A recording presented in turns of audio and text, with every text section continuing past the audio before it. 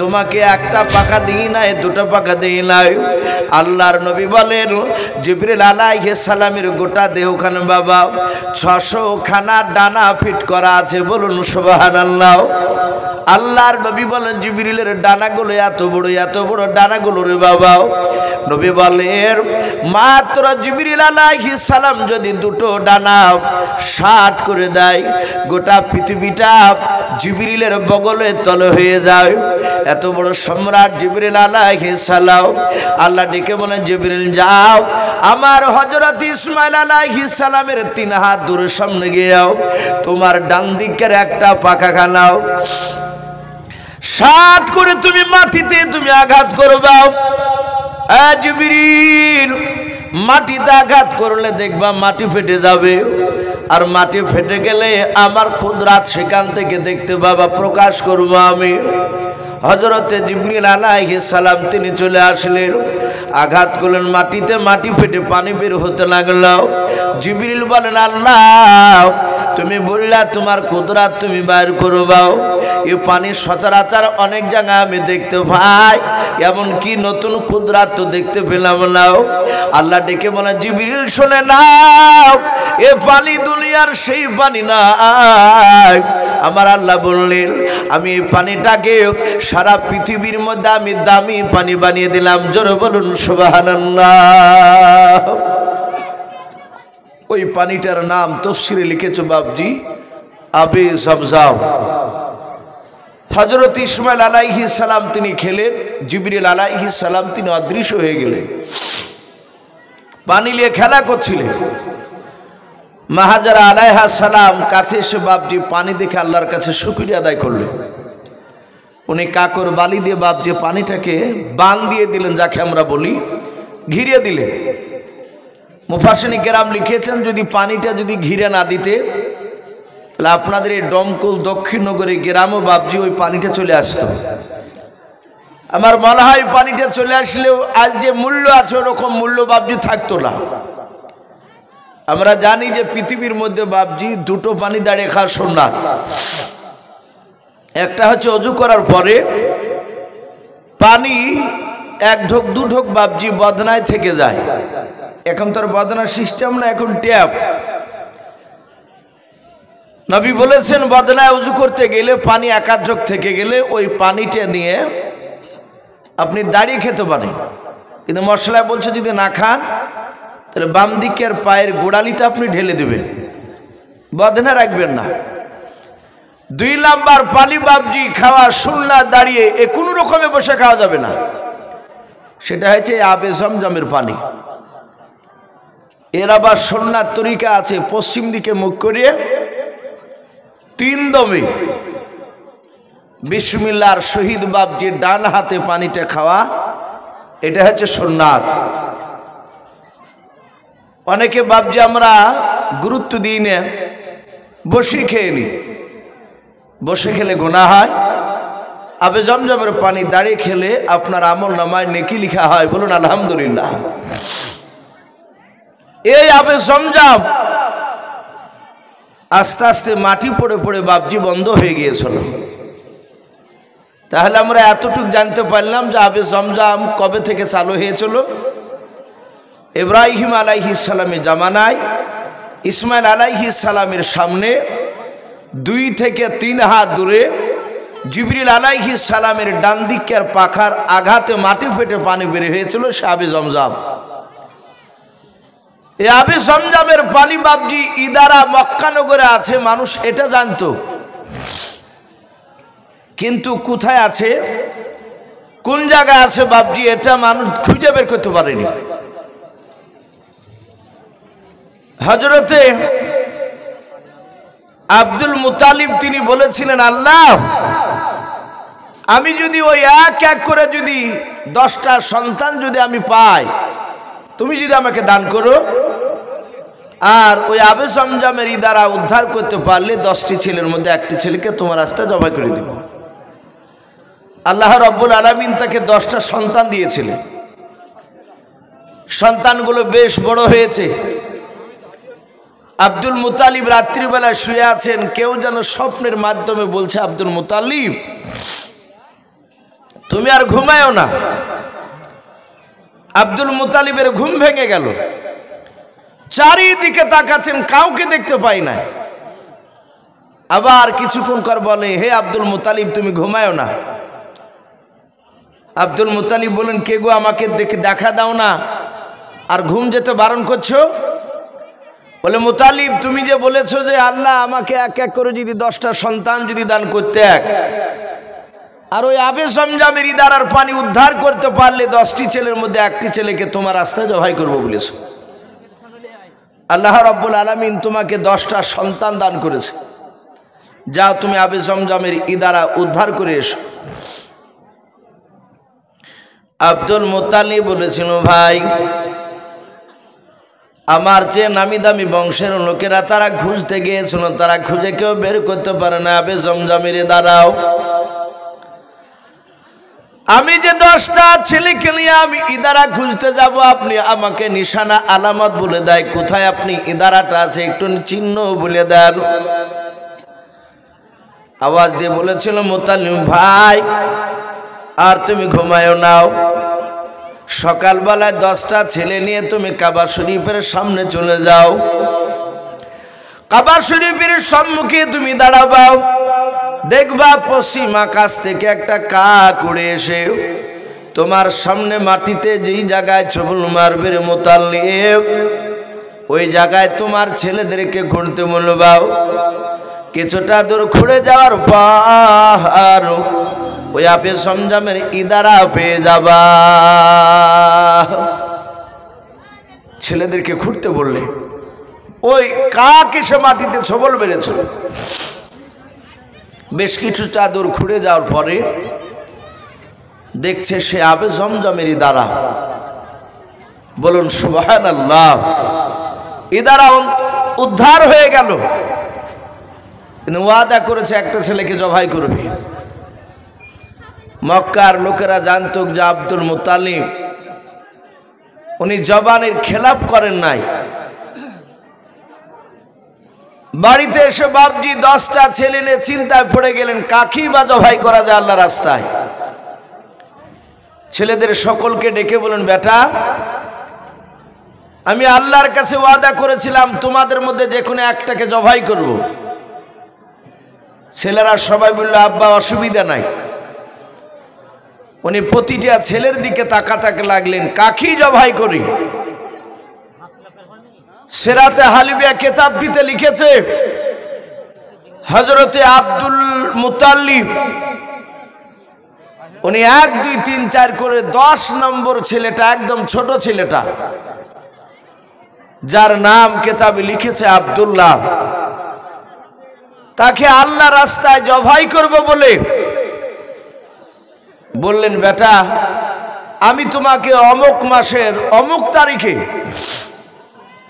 দিনটা অমুক দিন হবে, আমি অমুক সময় আমি তোমাকে আল্লাহ রাস্তায় জবাই করব। হযরতে আব্দুল্লাহ তিনি বলেন, আলহামদুলিল্লাহ।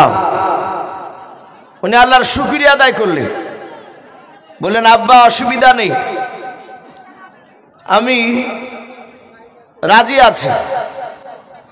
আব্দুল মুতালিব তিনি খুব খুশি হলেন। এলাকায় চারিদিকে বাপজি তোড়পাড় শুরু হয়ে গিয়েছে, একদম তোলপাড় হইচই, যে সর্বনাশ, আব্দুল মুতালিবের ছোট ছেলে আব্দুল্লাহকে অমুক রাস্তায় অমুক দিনে জবাই করে ফেলবে। আর লোকে বলা বলি করছে যে আব্দুল মুতালিব জবান দিয়ে যেটা বের করে সেটা ঘটাবি। ওয়াদা করলে বাপজি ওয়াদা পুরা করতে হয়, না হলে আগামীতে বিপদ আসবে। পারবেন না, ওয়াদা করবেন না, আর ওয়াদা করলে কিনা আপনাকে পুরা করা লাগবে। সেই এলাকায় বাপজি তাওরাত, জবুর, ইনজিলের বড় বড় আলেম ছিল। কয়েকজন আলেম এসে বলল, ভাই আব্দুল মুতালিব, আমরা শুনলাম তুমি নাকি তোমার ছোট ছেলেকে আল্লাহ রাস্তায় জবাই করবা। বলে, হ্যাঁ ভাই, আমি কথা দিয়েছি, ওয়াদা করেছি। বলে, ভাই আপনার ছোট ছেলে আব্দুল্লাহকে জবাই করেন না। বলে, কেন? বলে তার চালচলন, কথাবার্তা, তার যে চেহারার ফিগার এই তওরাত জুব্বুর কেতাবে মিলে যায়। আমাদের ধারণা যে আপনার ছোট ছেলে আব্দুল্লাহর সন্তান, ওর জাত সন্তান আখিরি জামানার পয়গম্বর রসুল হবেন। বলুন আলহামদুলিল্লাহ। বলে ভাই আমি যে ওয়াদা করেছি, বলে আপনি লটারি কাটুন, লটারিতে দেখেন আব্দুল্লাহর নাম উঠছে না উটের নাম উঠছে। সেরাতে হালবে কেতাব দিতে এসেছে, একদিকে 10টা উটের নাম, অপর দিকে আব্দুল্লাহর নাম। লটারিতে নাম কেটে দেখলো, লটারিতে নাম উঠলো আব্দুল্লাহর নয়, হ্যাঁ আব্দুল্লাহ। আব্দুল মুতালিব বলেনি যে আব্দুল্লাহ নাম উঠলো, তাহলে আব্দুল্লাহ কি জবাই করা লাগবে? বলে না, আবার লটারি কাটে, আবার 10টা উটকে আপনি বেশি দেন, একদিকে 20টে আর একদিকে আব্দুল্লাহর নাম। লটারিতে বাপজি নাম উঠছে সে আব্দুল্লাহ। কেতাবে লিখেছ বাপজি 100টা উটের নাম লেখা হলো। সেই সময় লটারি কাটতে গিয়ে আব্দুল্লাহ নাম আর উঠল না, উটের নামটা উঠল। ওলামাদের কথা শুনে বলল যে আপনি ওই ইহুদির আলেমদের, যে আপনি আল্লাহ রাস্তায় এই উটগুলোকে জবাই করে দেন।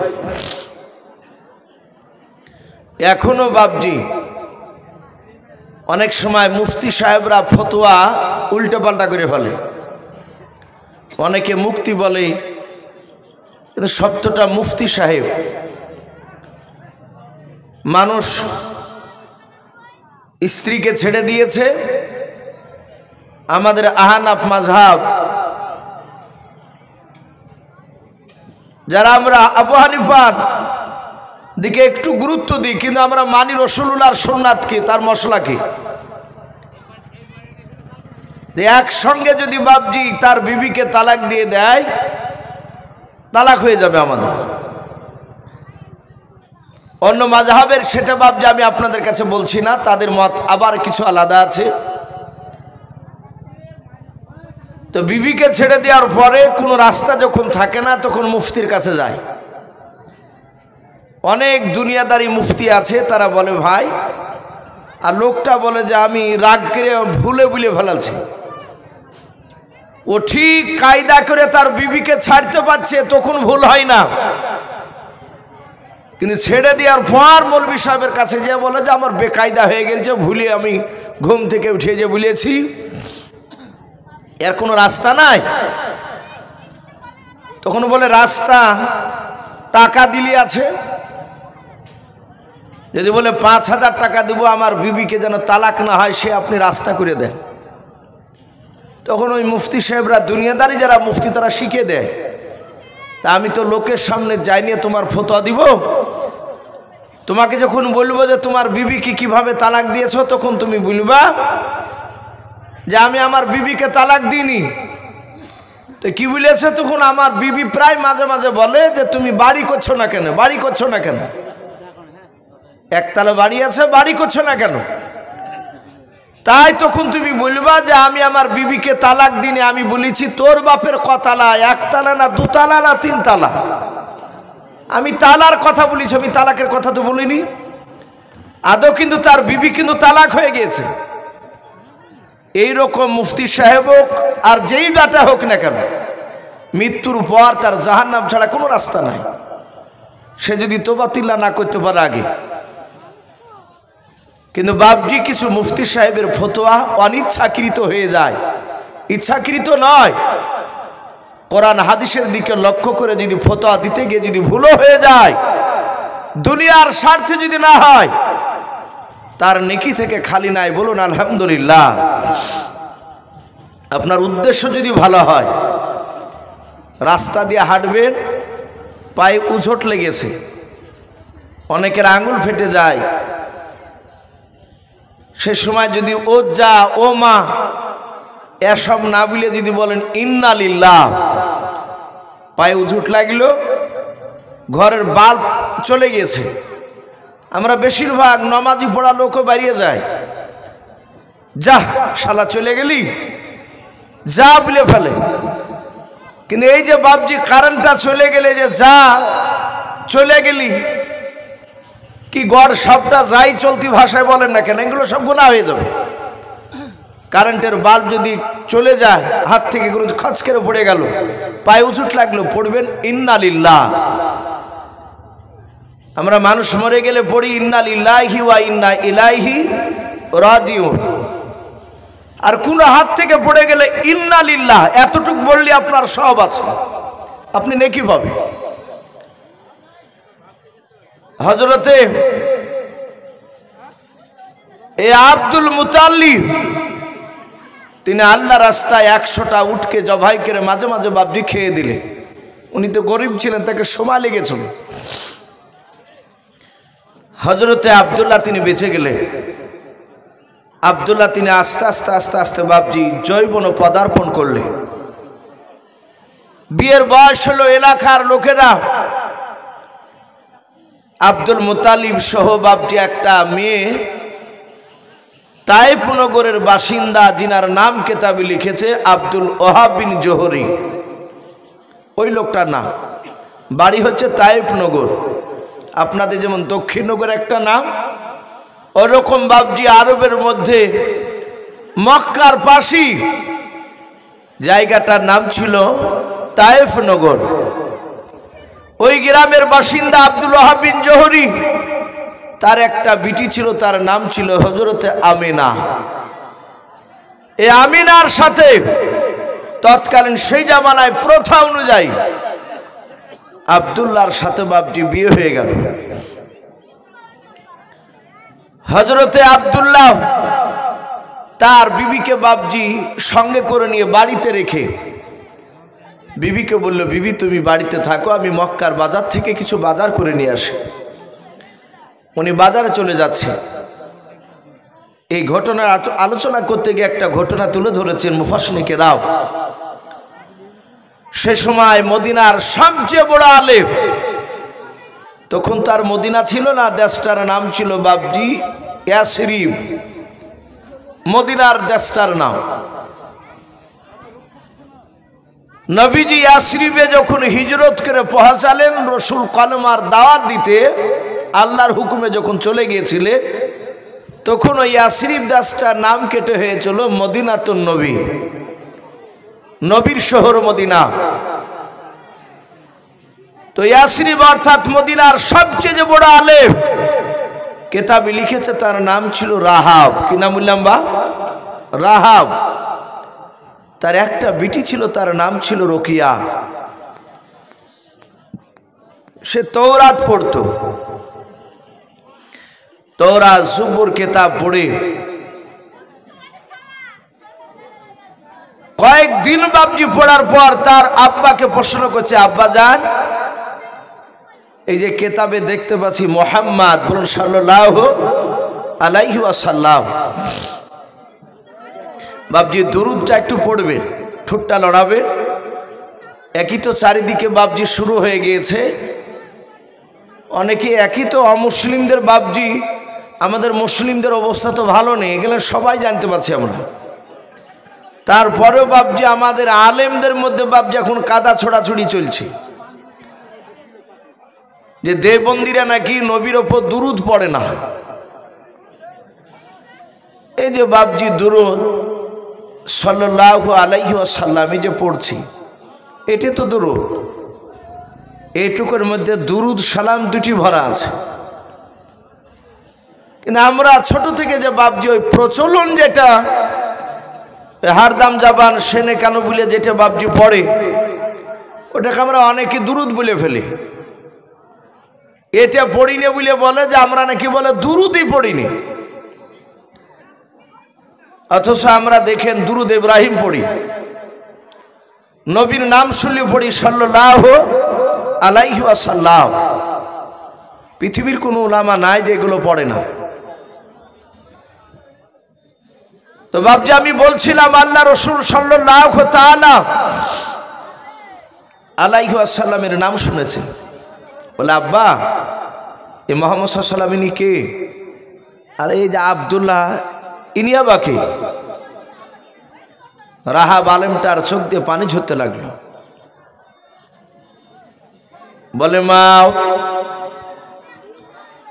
এই যে মুহাম্মদ সাল্লাল্লাহু তাআলা আলাইহি ওয়াসাল্লাম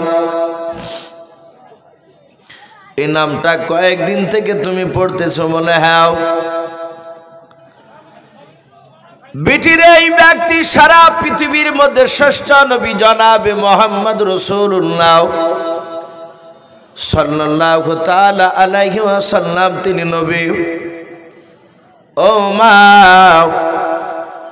এই নবীকে সৃষ্টি না করলে গোটা পৃথিবীর নিজামকে আল্লাহ বানাতেন নাও, সৃষ্টি করতেন নাও। এই নবী দুনিয়ার বুকে তিনি আসবেন সে জামানার নবী হয়ে।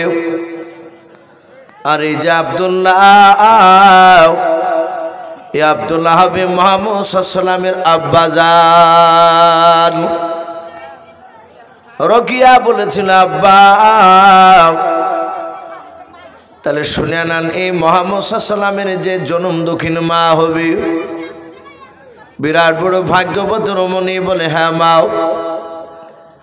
এই আব্বা এই নবী কি দুনিয়ার বুকে জন্ম নিয়েছে? বলে মনে হয় এখনো জন্ম নেয়নি রে মাও। কিন্তু ছেলেটার এই নবীজির আব্বা মনে হয় জন্ম নিয়েছে। বলে কোথায়? বলে কিতাবে লেখা আছে মক্কা নগরে জন্ম নেবে কুরাইশ বংশের সন্তান, নাম হবে আব্দুল্লাহ, বাপের নাম হবে আব্দুল মুতাল্লিব। রকিয়া বলেছিল আব্বা আমাদের টাকার অভাব নাই। বলে নাও। ওগো আব্বা জান আপনি মক্কার চৌরাস্তার মোড়ে আপনি একটা ঘর বানিয়ে দেন। আপনাদের গ্রামে ঢুকে দেখলাম একটা 4 মাথার মোড়। 4 মাথা বলেন তো নাকি? আমার জিজ্ঞাসা করলেন যে ভাই সবজি হাট কত দূরে? তো বলছে সামনে যান 4 মাথার মোড় ওখানে। তাই সে দেখলাম 4 দিকে রাস্তা। তো ওই রকিয়া বলল আব্বা মক্কার চৌরাস্তার মোড়ে ওই 4 মাথার মোড় আছে ওই রকম জায়গাতে একটা ঘর করিয়ে দেয়। বলে কেন রে মা? বলে ওখানে যাবো যে এই আব্দুল্লাহকে খুঁজবো আমি, একে যদি পাই তাহলে আমি তাকে বিয়ের প্রস্তাব দিব, পয়গাম দিব, তাকে আমি স্বামীর রূপে গ্রহণ করতে চাই। আব্বা সেই লোকটাকে যদি আমি স্বামীর রূপে পেয়ে যাই তাহলে আমি বিশ্ব নবীজির জনম দক্ষিণী মা হব। একে কম বড় দামি কথা? সাথে হাতে বলল মা চিন্তা নাই আমি ঘর করে দিয়েছি। কেতাবি লিখেছে আব্দুল্লাহর সাথে আমিনার বিয়ে হওয়ার 6 মাস আগে ওই ঘর ওখানে করা হয়েছে। যে আলেমটা গোটা আরবের মধ্যে সবচেয়ে বড় আলেম, আমরা সামান্য একটা গ্রামের একটা আলেম টালেম হয়ে গেলি তো ক্যাপাসিটি দেখলে মাথা খারাপ হয়ে যায় আমাদের। তাহলে সে যদি বাপজি গোটা আরবের মধ্যে বড় আলেম হয় তাহলে সে কত বড় বাপজি, সে দামি আলেম আর টাকা পয়সার অভাব নাই। ঘর করে দিয়েছে, কেতাব নিয়ে বসে আছে। বলে আব্বা আমি ওই ব্যক্তিকে চিনব কি করে? বলে মারে যিনি আখিরি জামানার নবী হবে তার আব্বার চেহারাতে নূর চমকাবে। বলুন সুবহানাল্লাহ। যে নূরটা অন্য কোনো মানুষের চেহারায় পাওয়া যাবে না। আমাদের দেখেন কিছু মানুষ দেখা যায় কালো হলো, তার চেহারা কালো হলো বাপজি, সে যদি গোপনে গুনাহ না করে। মানুষ তো বাপজির নমাজ এখন বেশিরভাগ লোক দেখানো শুরু হয়েছে। জালসা দেওয়ার আগে কিছু মনে করবেন না, আমি বাড়িতে এসে আমি আলোচনা করছিলাম যে জালসা এখন বহু জায়গায় বাপজি ব্যবসা শুরু হয়েছে। বেশিরভাগ জালসা যারা প্রথম দিতে যায়, যারা প্রথম বাপজি জালসা দিব বলে বাপজি আলোচনা করে, তারা বেশিরভাগ দেখবেন বেনামাজি লোক, নামাজ পড়ে না। হঠাৎ করে বাপজি সে বলে ফেলে জালসা দিব, আর তো ঠেকানো যায় না। এই নমাজ আবার জালসার ঠিক 2-4 দিন আগে আপনার ঠিক মসজিদে যায়। কিছু লোক এর মধ্যে থেকে আবার টাকা মারারও চিন্তা করে। জালসা প্রচুর টাকা আদায় করে হিসাব নিকাশ ঠিক করে দেয় না। ওদের মধ্যে আবার ঝামেলা লেগে যায়। তো বাপজি গোপনে যদি গুনাহ না করেন, কালো হলেও তার চেহারার দিকে তাকালে আল্লাহর কথা মনে পড়ে। আর গোপনে যদি গুনাহ করে তার চেহারা দেখি মনে হবে যে শয়তান, এ বেয়াদব লোক। তার মুখে বাপজি নূর দেখতে পাওয়া যায় না। ইহুদের আলিম রাহাব বললে বিটিরে তার চেহারাতে নূর দেখতে পাওয়া যাবে যিনি নবীজির আব্বা হবে। সম্মানিত ভাইরা আমার, বাবা জীবনেরা, হযরত রোকিয়া 6 মাস ধরে সব যুবকদের দিকে তাকায় আর কেতাবের সাথে মিলে, কিন্তু মিলে না। নবীর আব্বাকে দেখতে তো পাইনি। যেই দিন বিয়ে করে নিয়ে আমিনাকে বাড়িতে রেখে মক্কা রাস্তায় যাচ্ছেন বাজার করতে, ওই ছাদ থেকে দেখতে পেয়েছে। এ তো সেই যুবক যার জন্য আজ 6 মাস থেকে খুঁজছি। এখানে বসে আছি আমি। রোকিয়ার 2টো গোলামকে ডেকে বলেছিল, বন্ধুরাও ওই দেখো ওই যুবকটা আমার রাস্তার দিকে বাড়ির দিকে চলে আসতেছে। বলে হ্যাঁ। এই বন্ধুরা তোমরা দৌড়ে গিয়ে যুবকটার সামনে গিয়ে হাত ওখানে শাট করে রাস্তাটা অবরোধ করে ধরবাও, রাস্তাটা ঘেরাও করে দাঁড়াবাও। যুবক যদি বলে রাস্তা কেন ঘেরাও করে দাঁড়ালে, তখন বলবাও এই যুবক তোমার নাম কি বলো। যদি বলে আব্দুল্লাহ, আবার জিজ্ঞাসা করবা যুবক তোমার আব্বার নাম কি বললাও। যদি বলে আব্বার নাম আব্দুল মুতাল্লিব, এই রোকিয়া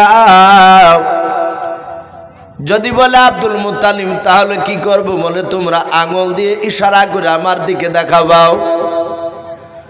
ওই দেখো রোকিয়া বোন তোমাকে ডাকতেছে, বাড়িতে তোমার সাথে কি জানো গোপনে কথা আলোচনা করবে। আব্দুল্লাহর সামনে গিয়ে রাস্তাটা ঘেরাও করে নিয়ে দাঁড়িয়ে গেল। আব্দুল্লাহ বলে ভাই আমার রাস্তা কেন ঘেরাও করে দাঁড়ালে বলো। বলে ভাই রে তোমার নাম কি। বলে আমার নাম আব্দুল্লাহ। বলে তোমার আব্বার নাম কি। বলে আব্বার নাম আব্দুল মুতাল্লিব। ডাক দিয়ে বলেছিল ভাই ওই দেখো রোকিয়া মেয়েটা ছাদের উপর বসে আছে চেয়ারে। বলে হ্যাঁ। ওই রোকিয়া মেয়েটা তোমার সাথে গোপনে কি কথা আলোচনা করবে, তার বাড়িতে তুমি চলাও। আব্দুল্লাহর হাত ওখানে ধরে নিয়ে বাড়িতে চলে আসলো। রোকিয়া সুন্দর দেখে বাপনি বিছনা করে রেখেছিল ঘরে আগে থেকে। মক্কার দামি দামি ফল বাপজি বাসনে সাজিয়ে ডাক দিয়ে বলেছিল, ওগো আব্দুল্লাহ খাবারটা তুমি খেয়ে না। আব্দুল্লাহ সুন্দর করে খাবারগুলো খেয়ে নিলাও। হযরত রোকিয়া তো আদর আপ্যায়ন যত্ন করলো। খাবার শেষে ডাক দিয়ে বলল ভাই তোমার নাম আব্দুল্লাহ। বলে হ্যাঁ আমার নাম আব্দুল্লাহ। বলে তোমার আব্বার নাম কি। Abdul Muttalib. বলে হ্যাঁ। ডাক দিয়ে বলেছিল ভাই আজ 6 মাস ধরে আমি তোমাকে খুঁজতেছিলাম। ভাই রে দয়া মেহেরবান করে বলো তুমি আমাকে বিবি রূপে গ্রহণ করবে কিনা। আমি তোমাকে স্বামী রূপে আমি পেতে চাই। হযরত আব্দুল্লাহ মুচকে মুচকে হাসছেন আর বলছেন রোকিয়া কিছু মনে করবে না। বলে নাও। বলে আজকে দিনের বেলায় তায়েফ নগরের বাসিন্দাও আব্দুল ওয়াহাব বিন জোহরি। বলে না তার একটা বিটি, তার নাম ছিল হযরত আমিনা। এই রোকিয়া ওই আমিনা মেয়েটাকে আমি বিয়ে করে আজকে বাড়িতে নিয়ে এসেছি। আমি রেখেছি, আমি মক্কা নগরে বাজার করতে এসেছি বাজারে। ওরে আমার রোকিয়া এখন আমি সিদ্ধান্ত নিতে পারবো না। সন্ধ্যাবেলা বাড়ি যাব, সারা রাত বিবির সাথে কথা আলোচনা করবো। আজকেও রাত্রির বেলা বিবির সঙ্গে আলোচনা করে যদি বিবি আমাকে অনুমতি দেয় তাহলে আগামীকাল তোমাকে স্ত্রী রূপে গ্রহণ করে নিয়ে বিবি করে নিয়ে বাড়ি চলে যাব। তুমি চিন্তা করো নাও। হযরত রোকিয়ার চোখ দিয়ে পানি ঝরতে লাগলো। রোকিয়া আল্লাহকে ডেকে বলেন আল্লাহ আমি বিশ্ব নবীজির জনম দুঃখিনী মা হতে পারলাম না। রোকিয়া বাপ যে কান্না শুরু করে দিল, গোটা রাত ঘুম হয় নাই। 6 মাস থেকে বাপ যে যার অপেক্ষা করেছিল সে তো আর বিবাহিত হয়ে গিয়েছে। সে বাপ যে আপনার অবিবাহিত হয়ে বাপ যে তিনি ছিলেন না। হযরতে আব্দুল্লাহ বাড়িতে এসে বিবি আমিনার সঙ্গে বাপজি মধুর সুরে বাপজি কথা আলোচনা হয়ে গেল। সারা রাত্রে বাপজি তাদের বাপজি আপনার মধুর সম্পর্ক। সকালবেলায় আব্দুল্লাহর বাপজি রাত্রিবেলায় কথাটা আলোচনা করতে গিয়ে ভুলে গিয়েছে। হঠাৎ করে মনে পড়ল হযরতে আমিনাকে ডাক দিয়ে বলেছিল, আব্দুল্লাহ, ওরে আমার বিবি আমিনা, আমি তোমাকে একটা কথা বলবো বলে আমি ভুলে গিয়েছিলাম। আমিনা হাসছেন আর বলছিল, স্বামী বলো, এমন কি কথা বলবে? বলো, বিবি রে, আজ 6 মাস থেকে একটা ছেলে, যুবক নয় যুবতী নারী, রোকিয়া বলে নাম, সে আমাকে খোঁজ করেছিল বিয়ে করার জন্য।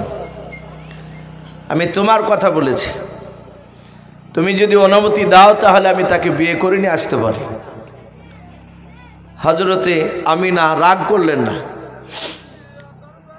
উনি মিষ্টি হাসি দিয়ে বললেন, হে আমার স্বামী, যদি আপনার দ্বিতীয় বিবির যদি প্রয়োজন মনে করেন, এখানে হিকমতের সহিত কথা বললেন, যদি আপনার দ্বিতীয় বিবির প্রয়োজন মনে করেন তাহলে আপনি বিয়ে করতে পারেন, এতে আমার কোনো বাধা নেই।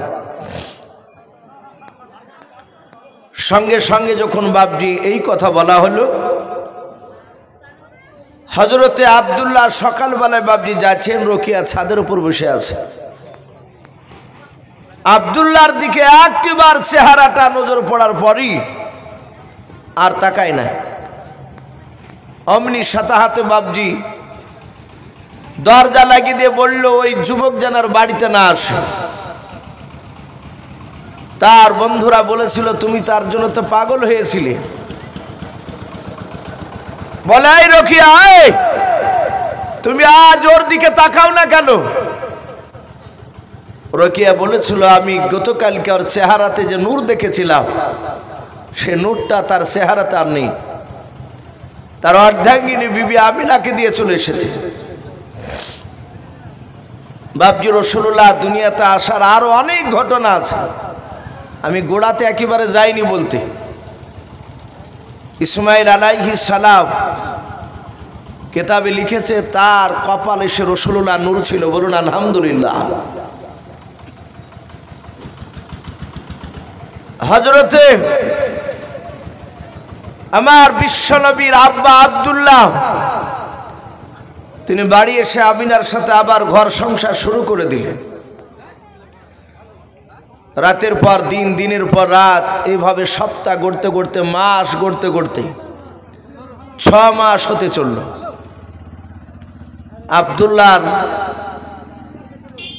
আব্দুল্লাহর ভাই ছিল কটা বলেছিলাম? 10টা।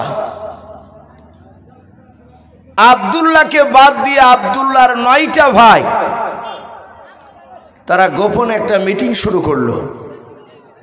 তাদের আলোচনা ছিল আব্দুল্লাহর বিষয় নিয়ে আলোচনা করা।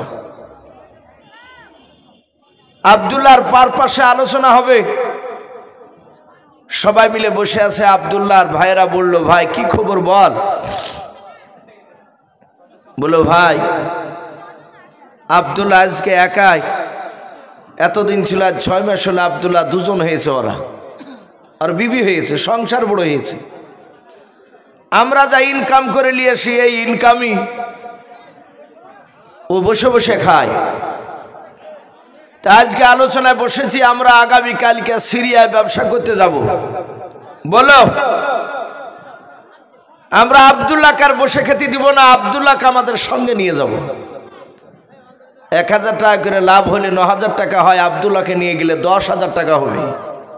10 বাই 10,000। বলো, ব্যক্তিগত মত বলো। সেখানে আব্দুল্লাহর বড় ভাই কিতাবে লিখেছে, তার নাম ছিল আবু তলিব। আব্দুল্লাহর আব্বার নাম কি বলেছিলাম? Abdul Muttalib. আরে আব্দুল্লাহর বড় ভাইয়ের নাম ছিল আবু তলিব। সে ডেকে বলল, ওগো আমার ভাইয়েরা, আমার ব্যক্তিগত মত আব্দুল্লাহকে না নিয়ে যায় ভালো হবে। বলে কেন? বলে আমার আব্বা বৃদ্ধ হয়েছে, আর আব্বাকে দেখাশোনা করার জন্য একটা ভাইয়ের দরকার। আর আমরা দেখতে পাচ্ছি আমাদের আব্বা আব্দুল্লাহকে খুব ভালোবাসে। অসুবিধা নাই, থাক না, আমরা যা ইনকাম করে নিয়ে এসে এতেই তো সংসার চলে যায়। এই হিংসা বাবজি আমাদের মধ্যে আছে না? না একটু কথা বলে। যতদিন ভাইয়ের বিয়ে হয়নি ততদিন ভাইয়েরা খুব জানের জান,